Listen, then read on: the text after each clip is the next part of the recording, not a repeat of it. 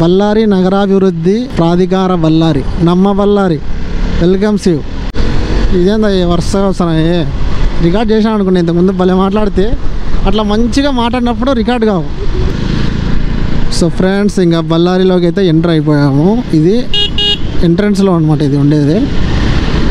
Enter అయినప్పటి నుంచి గమనిస్తాను కదా, లారీలు అయితే వస్తూనే ఉన్నాయి బా. స్టీల్ హబ్ ఇది బళ్ళారి అంటేనే. మా ఫ్రెండ్ అయితే పెట్రోల్ పట్టియాలంటున్నాడు, ఇంకోటి సైకిల్ కావు తినిపించేసి మనం ఇక్కడ నుంచి బయలుదేరదాం.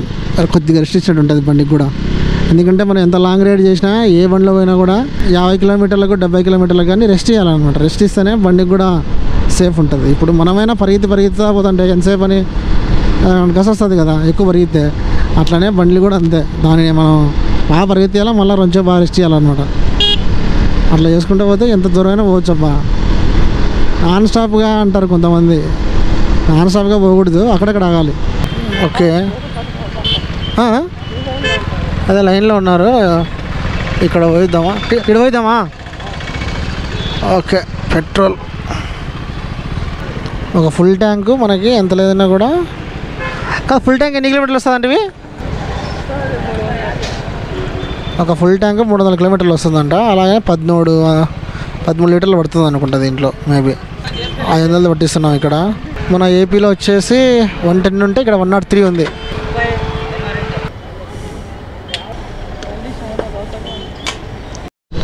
ఒక 500 ఇస్తానే మళ్ళీ ఫుల్ ట్యాంక్కి 2 పాయింట్లు తక్కువ ఉంది. అదే నాకు ఇంట్రెస్టింగ్ అనిపిస్తుంది. ఇందాక 1 పాయింట్ ఉంది, ఒక 500కి మళ్ళీ పెరిగిపోయింది. మినిమం రిజర్వ్ అయితే ఉండాలి దీనికి. పెట్రోల్ ఎంత లేదన్నా కూడా 250 నుంచి 300 లోపు ఉండాలన్నమాట రిజర్వ్ అనేది. ఇక్కడ టవర్ క్లాక్ దగ్గరికి అయితే వచ్చామన్నమాట మనం. ఇక్కడ పోలీసు వాళ్ళు పడుతూ ఉంటారు బండ్లు మామూలుగా. ఇక్కడ ఉన్నారు ఇప్పుడు పోలీసు వాళ్ళు. ఇదే అనమాట టవర్ క్లాక్ సెంటర్. ఇక్కడ మనం లెఫ్ట్ తీసుకోవాలి, కొద్దిగా సైకిల్ కవర్ తినిపించి వెళ్తాం అనమాట. ఇక్కడ కూడా ఉన్నారు బండ్లు పట్టేవాళ్ళు, బట్ మనల్ని ఆపరు ఎందుకంటే మనకి హెల్మెట్లు అన్నీ ఉన్నాయి. బట్ మీ హెల్మెట్ లేకపోతే మాత్రం పడతారు. ఆంధ్ర బండి అంటేనే పడతారు ఇక్కడ. యాక్చువల్గా ఈ ఏరియాలోనే ఇంతకుముందు స్ట్రీట్ ఫుడ్ చేశాను, సైకిల్ గోవా అని చెప్పేసి, బళ్ళారి స్ట్రీట్ ఫుడ్ అని. భలే ఫేమస్ అసలు అది.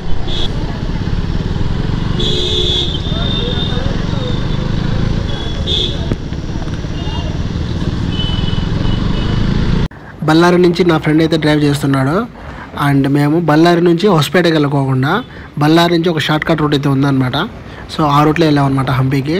ఇక్కడైతే మధ్యలో 2 ట్రైన్స్ ఒకేసారి వస్తున్నాయి ఒకే ప్లాట్ఫామ్ మీద అనిపించింది. ఆ విజువల్ చూడండి, ఓ మై గాడ్, చాలా క్రేజీ కదా. కానీ డబుల్ ట్రాక్ అది. సో ఒకటి ఆగి ఉంది, ఒకటి వెళ్ళిపోయింది అనమాట. అది భలే అనిపించింది క్రేజీగా. ఇట్లా మేము అక్కడక్కడ ఆగుతూ కొన్ని ఫొటోస్ దిగుతూ ఆ చల్లని వాతావరణంలో ఆ రైడ్ని ఎంజాయ్ చేస్తూ వెళ్తూ బాగా టైర్డ్ అయిపోయాము. టైర్డ్ అయిపోయిన తర్వాత ఏం చేసామో ఇక్కడ నుంచి మీరే చూడండి. హంపీకి చాలా దగ్గరలో ఉన్నాము, బట్ ఏంటంటే ఇక్కడ సోడా తాగుతున్నాం. సో ట్రై చేద్దాం. బాగుంది. బెంగళూరు నిలబడతారు బండి. ఏ బెంగళూరు వల్ల టూరిజం ఇట్లే వచ్చేది. ఇట్లే వస్తారా? మీకు ఎన్ని బస్సులు వచ్చాయి total? Tamil, Telugu, Hindi. Tamil, Telugu, Hindi. Okay bro.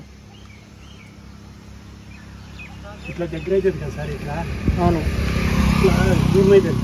ఇది దగ్గర అవుతుంది కదా. ఇది దగ్గర అవుతుంది, 6 కిలోమీటర్ దగ్గర అవుతుంది. అంతే హొస్పేటకి పోవాలా, ఆడ నుంచి కుడి నుంచి అట్లా రావాలా. ఇప్పుడు మాకు హొస్పేట్ టచ్ అవ్వలేదు, మాకు హొస్పేట్ టచ్ అవ్వకుండా లేదు, టచ్ లేదు. బళ్ళారి నుంచి డైరెక్ట్గా వచ్చేసాం మేము. బాగాలే ఉంది రోడ్డు మాత్రం, అంటే అక్కడక్కడ కొంచెం రోడ్డు బాగాలేదు. అక్కడ బాగలేదు, ఇక్కడ అంతా కుడి నుంచి బాగుంది రోడ్డు. అవును, కరెక్టే. ఇంకా డబల్ రోడ్ అవుతుంది, హైదరాబాద్ రోడ్ అవుతుంది. ఇది హైవే పడుతుంది అంటారా? హైవే పట్టేది మేలు మనకి. అది అంతా ఇది తీసుకున్నారు అంతా. మీ పేరు ఏం పేరునా? జీవన్. జీవన్న. ఓకే, థ్యాంక్ యూ జీవన్న. ఎంత సోడా? ఒకటి 20. ఓకే. ఇందాక ఇక్కడ సోడా తాగినాము, భలే ఉంది టేస్ట్ అయితే మాత్రం. ఏమంటే కూల్ లేదు, లైట్గా నార్మల్గా ఉంది. ఆల్మోస్ట్ ఇంకా మేమైతే హంపీకి అయితే ఎంటర్ అయిపోయాము. రైడింగ్ జాకెట్ తీసేసిన ఫ్రెండ్స్, ఎందుకంటే వేడి ఎక్కువ ఉందన్నమాట బయట, ఎక్కువ బాలాజీ. ఓకే, వెళ్దాం. బండి మాత్రం కిర్రాకు ఉంది అబ్బా. ఇది ఫస్ట్ టైం హంపీకి బైక్లో రావడము. సో ఆల్రెడీ ఒకసారి వచ్చాను ఫ్యామిలీతో, అది వేరే విషయం అనుకోండి. బట్ ఇక్కడ ఏంటంటే డిఫరెంట్ ఉంటాయన్నమాట చూపించేకి మీకు. అన్నీ ఎలా కవర్ చేస్తానేమో అనేది పక్కన పెడితే నా ఎఫర్ట్స్ పెట్టి I will do my level best అన్నట్టుగా ఉంటుంది చూడండి. అక్కడక్కడ కొద్దిగా గ్రౌండ్ క్లియరెన్స్ ప్రాబ్లంగా ఉంది. ఇట్లా పెద్ద స్పీడ్ బ్రేకర్లు వచ్చినప్పుడు టచ్ అవుతుంది అనమాట కింద, ఎంత స్లోగా పోయినా కూడా. మామూలే ఇలాంటి బండ్లకి ఇట్లనే ఉంటుంది, ఎందుకంటే స్పోర్ట్స్ బండ్లు కదా. మళ్ళీ ఉందబ్బా ఇక్కడ జై భీమ్ నగర. అంటే మేము ఎలా వచ్చామంటే అనంతపూర్ టు ఉరవకొండ 50 కిలోమీటర్లు. ఎట్లా పోవాలా?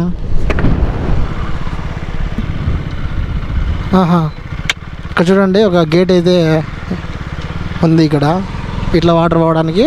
ఇక లెఫ్ట్ సైడ్ ఇట్లా వాటర్ పోవడానికి భలే ఉంది అబ్బా. ఇక్కడ స్టార్టింగ్లోనే అక్కడ వచ్చేసి గేట్లు ఎత్తేస్తారు, అప్పుడు ఇక్కడ వచ్చి మళ్ళీ వాళ్ళు వాటర్ డివైడ్ చేస్తారనమాట ఎటు పోవాలనేది. ఇక్కడ టీవీ డ్యామ్ ఉంది కదా, అక్కడి నుంచి వస్తాయి అనుకుంటా. వాటర్ కూడా ఎక్కువనే ఉన్నాయి ఇక్కడ. తెలిసి రైట్కి వెళ్ళాలి ఇప్పుడు.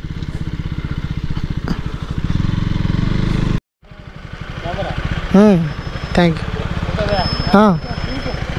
ఎక్కడ వస్తానేనా? ఓకే, హంపీకి వెళ్ళాలంటే ఇట్టే వెళ్ళాలంట. ఈ ఆనకట్ట మీదనే వెళ్ళాలి హంపీకి వెళ్ళాలంటే. సో ఈ గేట్స్, ఈ వాటర్ అన్నీ కూడా బాగున్నాయి చూడడానికి అంతా కూడా. ఈరోజు సండే కదా, ఎక్కువ మంది వస్తూ ఉంటారు. ఇందాక ఆయన కొట్లో చెప్పినట్టుగా పెద్ద ఆయన. మళ్ళీ ఇక్కడ రైట్ తీసుకోమన్నారు. ఓకే, ఇక్కడ రైట్ తీసుకుందాం డైవర్షన్.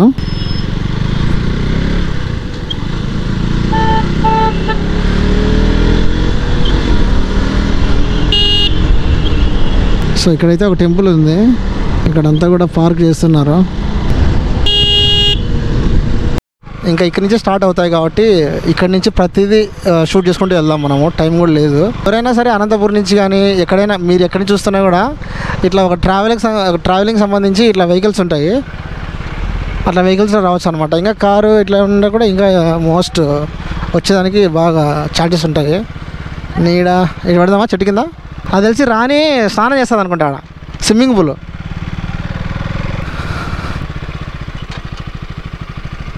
ఓకే ఫ్రెండ్స్, ప్రజెంట్ అయితే మేము హంపీకి అయితే చేరుకున్నాం అనమాట. సో ఇప్పుడు మేము వచ్చేసి క్వీన్స్ బాత్ అంటే రాణిగారి స్నానాలకు సంబంధించి స్విమ్మింగ్ పూల్ అనమాట. సో అక్కడికి వెళ్తాము, అక్కడికి వెళ్ళి చూపిస్తాను ఎలా ఉంటుందని. So let's go. అప్పట్లో స్విమ్మింగ్ పూల్ ఇలా కట్టేవారు అనమాట. మనం గమనిస్తే కనుక మిడిల్లో వాటర్ ఉంటాయి, ఆడికి వెళ్దాము.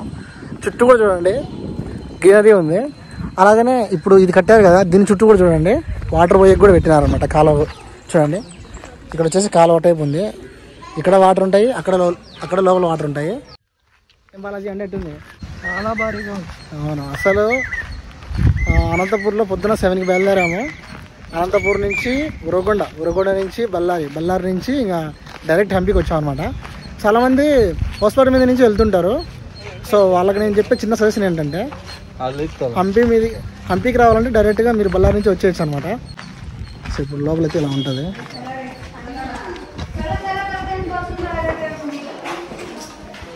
సో ఇదే అనమాట. అప్పట్లో రాణి గారు ఇక్కడ వచ్చి స్విమ్మింగ్ పూల్లో స్విమ్మింగ్ చేసేవారు, ఈత ఆడేవారు.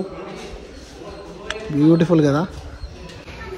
ఇక్కడ కూడా చూడండి అప్పట్లో ఎలా డెకరేట్ చేశారో, కొన్ని వందల సంవత్సరాల క్రితం చేసిందనమాట ఇదంతా ఆర్కిటెక్చరు. ఎక్సలెంట్గా ఉంది. ఇక్కడ మీరు గమనిస్తే చెక్కు చెదరలేదు చూడండి, అద్భుతమైన కట్టడం అని చెప్పచ్చు. ఇప్పుడైతే వాటర్ లేవు, ఒకవేళ వర్షం పడితే వాటర్ స్టోర్ ఉంటాయి మేబీ.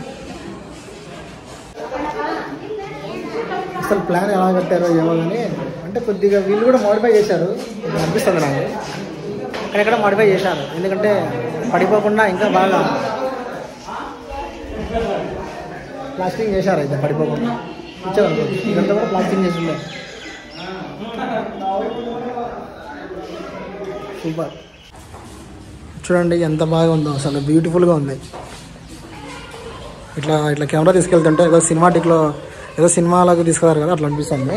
ఇదంతా ఎంట్రన్స్ ఇందాక అక్కడి నుంచి చూపించాను మీకు.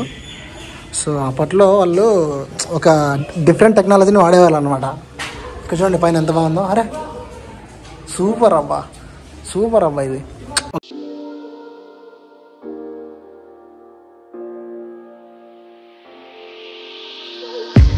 I'm on my